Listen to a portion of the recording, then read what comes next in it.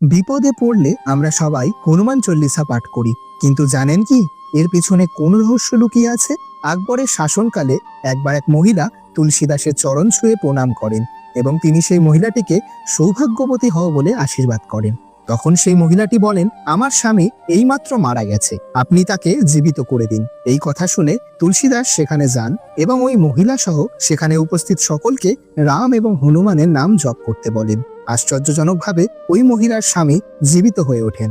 সম্রাট আকবর যখন এই খবর শুনলেন, তখন তিনি তুলসীদাসকে তার প্রাসাদে ডাকলেন এবং প্রকাশ্য সমাবেশে মন্ত্র জপ করতে বলেন।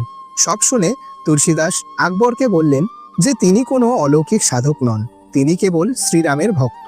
এই কথা শুনে আকবর রেগে গেলেন এবং সেই মুহূর্তে তিনি তুলসীদাসকে কারাগারে বন্দী করলেন। কারাগারে থাকা অবস্থায় তুলসীদাস হনুমান চল্লিশা রচনা করেন এবং 40 দিন ধরে অবিরাম তা পাঠ করেন।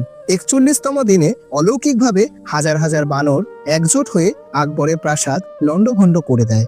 আকবর তখন তুলসীদাসের কাছে ক্ষমা প্রার্থনা করে এবং তাকে কারাগার থেকে মুক্ত করেন। সেই থেকে আজও হনুমান চল্লিশা পাঠ করা হয়। আপনি যদি বজরংবলীর ভক্ত হন তাহলে ভিডিওটি লাইক করে চ্যানেলটি সাবস্ক্রাইব করুন এবং কমেন্টে লিখুন জয় বজরংবলী।